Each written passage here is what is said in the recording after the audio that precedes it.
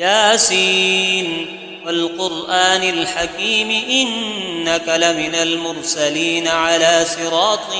مستقيم تنزيل العزيز الرحيم لتنذر قوما ما أنذر آباؤهم فهم غافلون لقد حق القول على أكثرهم فهم لا يؤمنون إنا جعلنا في أعناقهم أغلالا فهي إلى الأذقان فهم مقمحون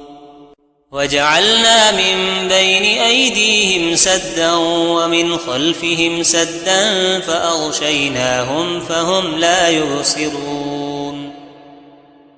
وسواء عليهم أأنذرتهم أم لم تنذرهم لا يؤمنون إنما تنذر من اتبع الذكر وخشي الرحمن بالغيب فبشره بمغفرة وأجر كريم إنا نحن نحيي الموتى ونكتب ما قدموا وآثارهم وكل شيء أحصيناه في إمام مبين واضرب لهم مثلا أصحاب القرية إذ جاءها المرسلون إذ أرسلنا إليهم 2 فكذبوهما فعززنا بثالث فقالوا إنا إليكم مرسلون قالوا ما أنتم إلا بشر مثلنا وما أنزل الرحمن من شيء إن أنتم إلا تكذبون قالوا ربنا يعلم إنا إليكم لمرسلون وما علينا إلا البلاغ المبين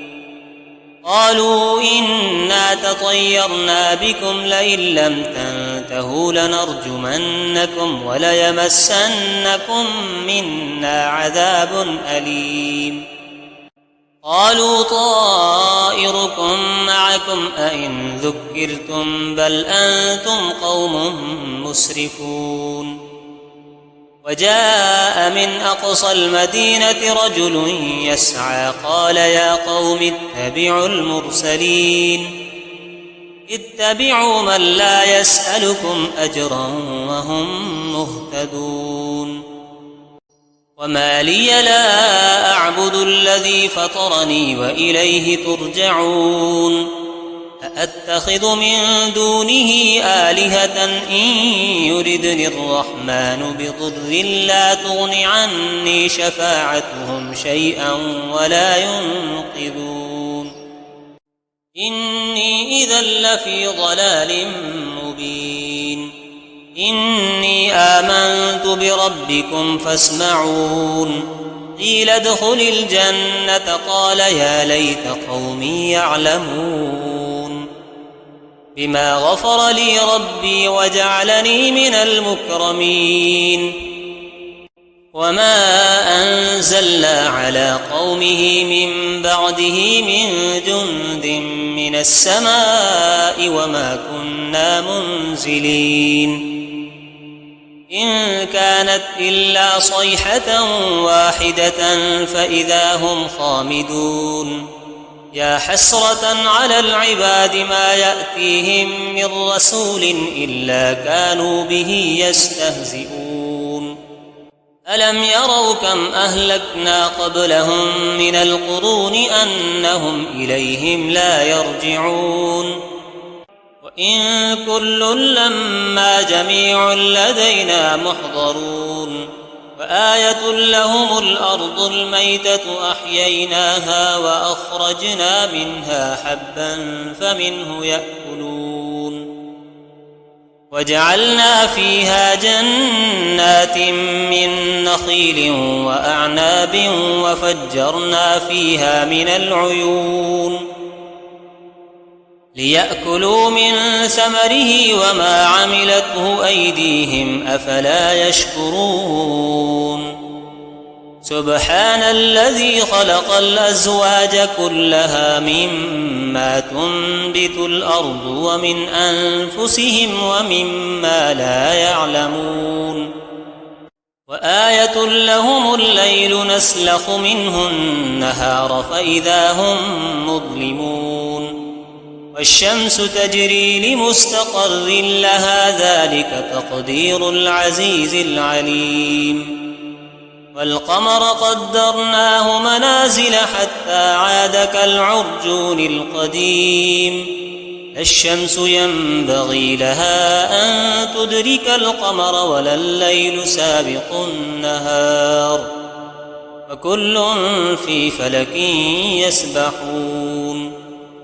وآية لهم أنا حملنا ذريتهم في الفلك المشحون وخلقنا لهم من مثله ما يركبون وإن نشأ نغرقهم فلا صريخ لهم ولا هم ينقذون إلا رحمة منا ومتاعا إلى حين وإذا قيل لهم اتقوا ما بين أيديكم وما خلفكم لعلكم ترحمون وما تأتيهم من آية من آيات ربهم إلا كانوا عنها معرضين وإذا قيل لهم أنفقوا مما رزقكم الله قال الذين كفروا للذين آمنوا أنطعم من لو يشاء الله أطعمه إن أنتم إلا في ضلال مبين ويقولون متى هذا الوعد إن كنتم صادقين ما ينظرون إلا صيحة واحدة تأخذهم وهم يخصمون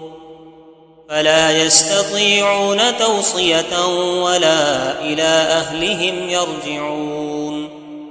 ونفخ في الصور فإذا هم من الأجداث إلى ربهم ينسلون قالوا يا ويلنا من بعثنا من مرقدنا هذا ما وعد الرحمن وصدق المرسلون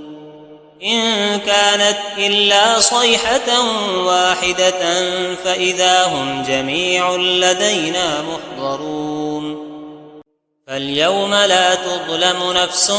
شيئا ولا تجزون إلا ما كنتم تعملون إن أصحاب الجنة اليوم في شغل فاكهون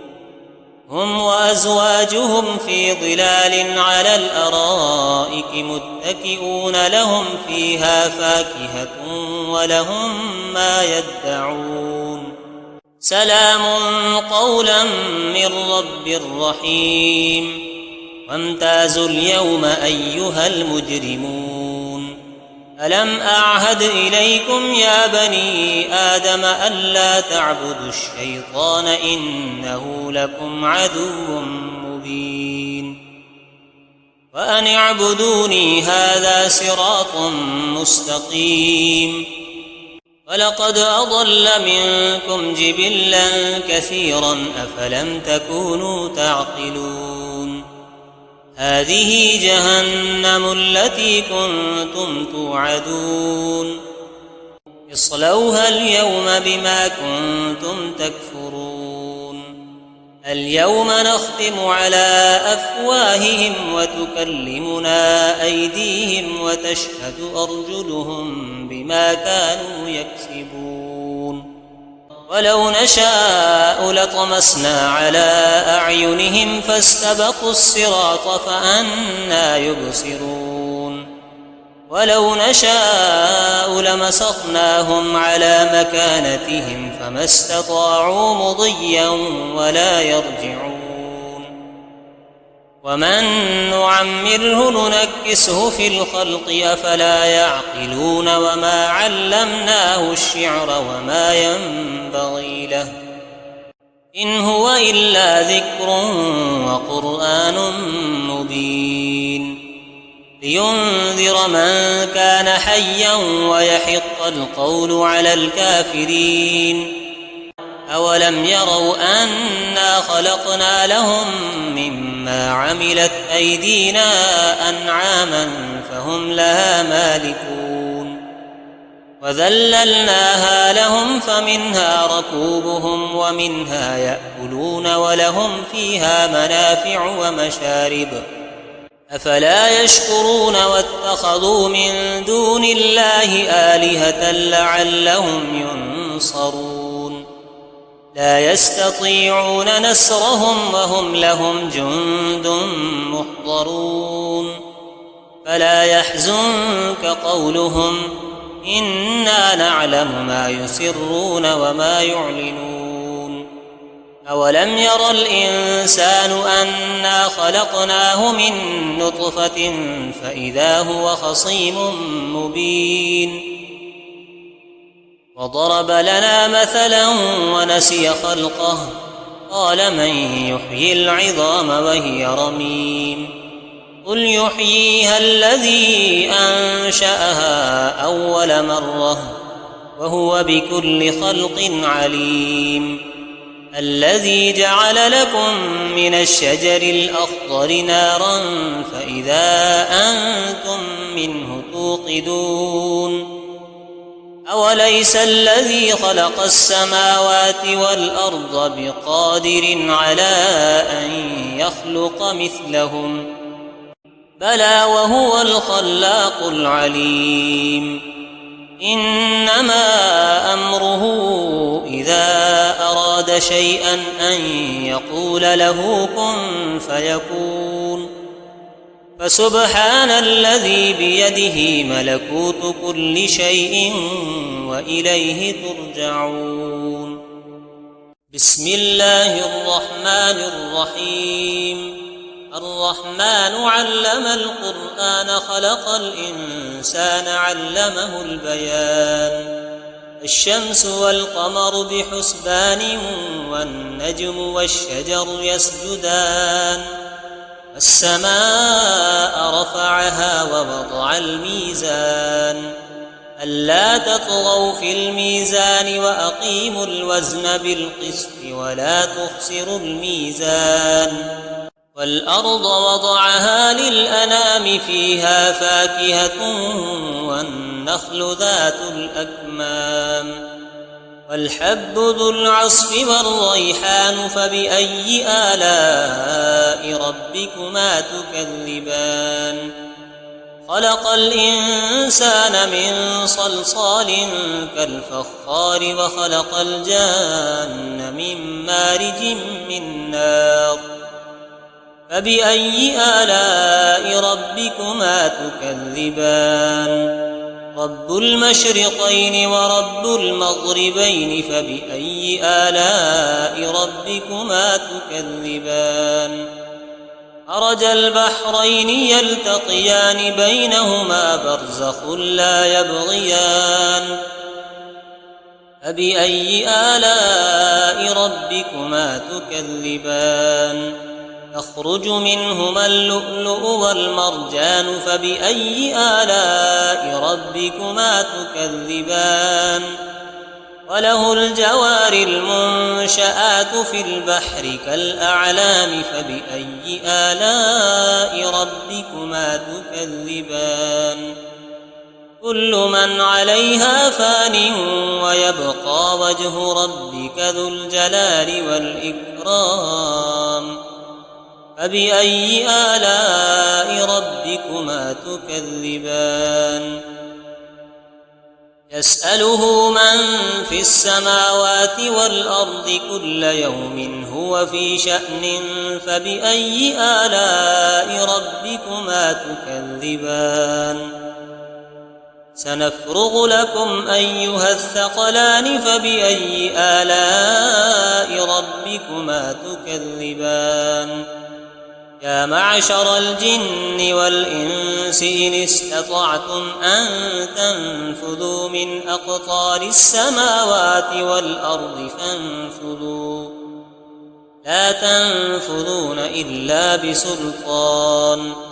فبأي آلاء ربكما تكذبان يرسل عليكما شواظ من نار ونحاس فلا تنتصران فبأي آلاء ربكما تكذبان فإذا انشقت السماء فكانت وردة كالدهان فبأي آلاء ربكما تكذبان فيومئذ لا يسأل عن ذنبه إنس ولا جان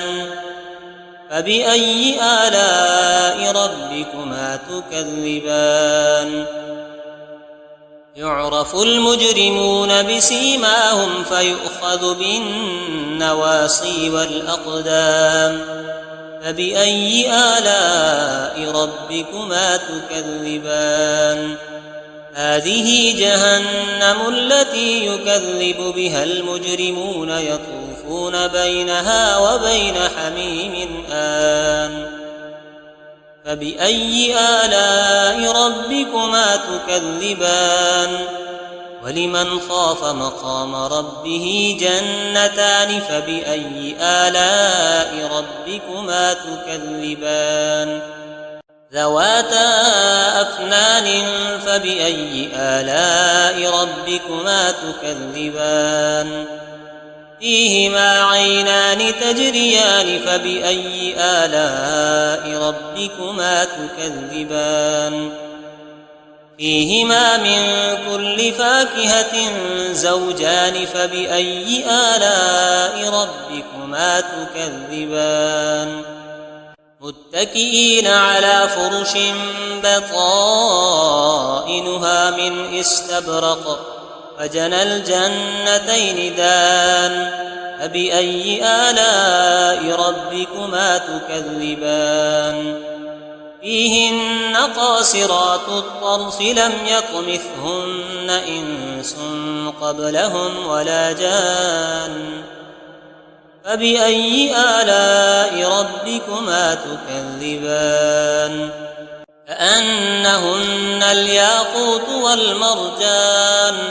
فبأي آلاء ربكما تكذبان هل جزاء الإحسان إلا الإحسان فبأي آلاء ربكما تكذبان ومن دونهما جنتان فبأي آلاء ربكما تكذبان مدهامتان فبأي آلاء ربكما تكذبان فيهما عينان نضاختان فبأي آلاء ربكما تكذبان فيهما فاكهة ونخل ورمان فبأي آلاء ربكما تكذبان فيهن خيرات حسان فبأي آلاء ربكما تكذبان حور مقصورات في الخيام فبأي آلاء ربكما تكذبان لم يطمثهن إنس قبلهم ولا جان فبأي آلاء ربكما تكذبان متكئين على رفرف خضر وعبقري حسان فبأي آلاء ربكما تكذبان تبارك اسم ربك ذي الجلال والإكرام أعوذ بالله من الشيطان الرجيم بسم الله الرحمن الرحيم إذا وقعت الواقعة ليس لوقعتها كاذبة خافضة رافعة إذا رجت الأرض رجا وبست الجبال بسا فكانت هباء منبثا وكنتم أزواجا ثلاثة فأصحاب الميمنة ما أصحاب الميمنة وأصحاب المشأمة ما أصحاب المشأمة والسابقون السابقون أولئك المقربون في جنات النعيم ثلة من الأولين وقليل من الآخرين على سرر موضونة متكئين عليها متقابلين يطوف عليهم ولدان مخلدون بأكواب وأباريق وكأس من معين لا يصدعون عنها ولا ينزفون وفاكهة مما يتخيرون ولحم طير مما يشتهون وحور عين كأمثال اللؤلؤ المكنون جزاء بما كانوا يعملون لا يسمعون فيها لغوا ولا تأثيما إلا قيلا سلاما سلاما وأصحاب اليمين ما أصحاب اليمين في سدر مخضود وطلح منضود وظل ممدود وماء مسكوب وفاكهة كثيرة لا مقطوعة ولا ممنوعة وفرش مرفوعة إنا أنشأناهن إنشاء فجعلناهن أبكارا عربا أترابا لأصحاب اليمين ثلة من الأولين وثلة من الآخرين وأصحاب الشمال ما أصحاب الشمال في سموم وحميم وظل من يحموم لا بارد ولا كريم إنهم كانوا قبل ذلك مترفين وكانوا يصرون على الحنث العظيم وكانوا يقولون أئذا متنا وكنا ترابا وعظاما أئنا لمبعوثون أو آباؤنا الأولون قل إن الأولين والآخرين لمجموعون إلى ميقات يوم معلوم ثم إنكم أيها الضالون المكذبون لآكلون من شجر من زقوم فمالئون منها البطون فشاربون عليه من الحميم فشاربون شرب الهيم هذا نزلهم يوم الدين نحن خلقناكم فلولا تصدقون أفرأيتم ما تمنون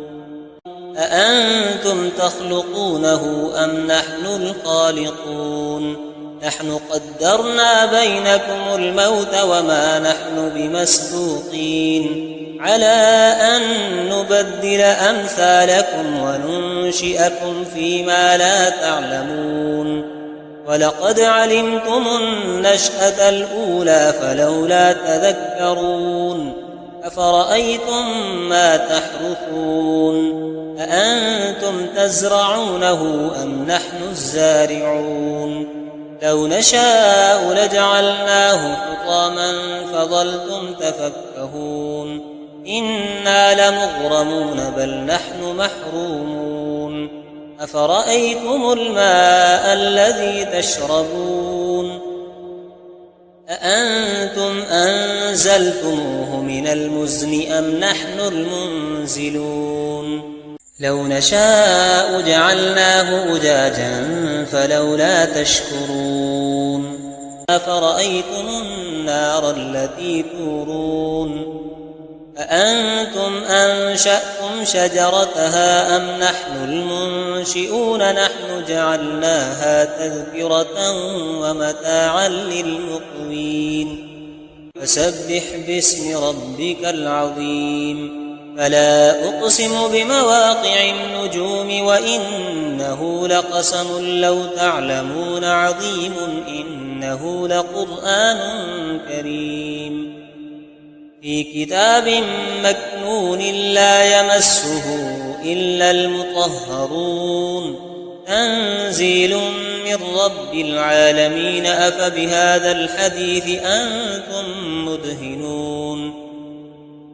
وتجعلون رزقكم أنكم تكذبون فلولا إذا بلغت الحلقوم وأنتم حينئذ تنظرون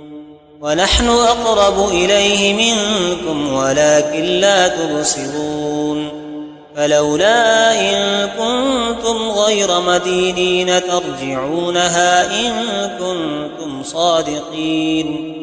فأما إن كان من المقربين فروح وريحان وجنة نعيم وأما إن كان من أصحاب اليمين فسلام لك من أصحاب اليمين وأما إن كان من المكذبين الضالين فنزل من حميم وتصلية جحيم إن هذا لهو حق اليقين فسبح باسم ربك العظيم بسم الله الرحمن الرحيم تبارك الذي بيده الملك وهو على كل شيء قدير الذي خلق الموت والحياة ليبلوكم أيكم أحسن عملا وهو العزيز الغفور الذي خلق 7 سماوات طباقا ما ترى في خلق الرحمن من تفاوت فارجع البصر هل ترى من فطور ثم ارجع البصر كرتين ينقلب إليك البصر خاسئا وهو حسير ولقد زينا السماء الدنيا بمصابيح وجعلناها رجوما للشياطين وأعتدنا لهم عذاب السعير وللذين كفروا بربهم عذاب جهنم وبئس المصير وللذين كفروا بربهم عذاب جهنم وبئس المصير إذا ألقوا فيها سمعوا لها شهيقا وهي تفور تكاد تميز من الغيظ كلما ألقي فيها فوج سألهم خزنتها ألم يأتكم نذير قالوا بلى قد جاءنا نذير فكذبنا وقلنا ما نزل الله من شيء إن أنتم إلا في ضلال كبير وقالوا لو كنا نسمع أو نعقل ما كنا في أصحاب السعير فاعترفوا بذنبهم فسحقا لأصحاب السعير إن الذين يخشون ربهم بالغيب لهم مغفرة وأجر كبير وأسروا قولكم أو اجهروا به إنه عليم بذات الصدور ألا يعلم من خلق وهو اللطيف الخبير هو الذي جعل لكم الأرض ذلولا فامشوا في مناكبها وكلوا من رزقه وإليه النشور أأمنتم من في السماء أن يخسف بكم الأرض فإذا هي تمور أم أمنتم من في السماء أن يرسل عليكم حاصبا فستعلمون كيف نذير ولقد كذب الذين من قبلهم فكيف كان نكير أولم يروا إلى الطير فوقهم صافات ويقبضن ما يمسكهن إلا الرحمن إنه بكل شيء بصير أمن هذا الذي هو جند لكم ينصركم من دون الرحمن إن الكافرون إلا في غرور أمن هذا الذي يرزقكم إن أمسك رزقه بل لجوا في عتو ونفور أفمن يمشي مكبا على وجهه أهدى أمن يمشي سويا على صراط مستقيم قل هو الذي أنشأكم وجعل لكم السمع والأبصار والأفئدة قليلا ما تشكرون قل هو الذي ذرأكم في الأرض وإليه تحشرون ويقولون متى هذا الوعد إن كنتم صادقين قل إنما العلم عند الله وإنما أنا نذير مبين فلما رأوه زلفة سيئت وجوه الذين كفروا وقيل هذا الذي كنتم به تدعون قل أرأيتم إن أهلكني الله ومن معي أو رحمنا فمن يجير الكافرين من عذاب أليم قل هو الرحمن آمنا به وعليه توكلنا فستعلمون من هو في ضلال مبين قل أرأيتم إن أصبح ماؤكم غورا فمن يأتيكم بماء معين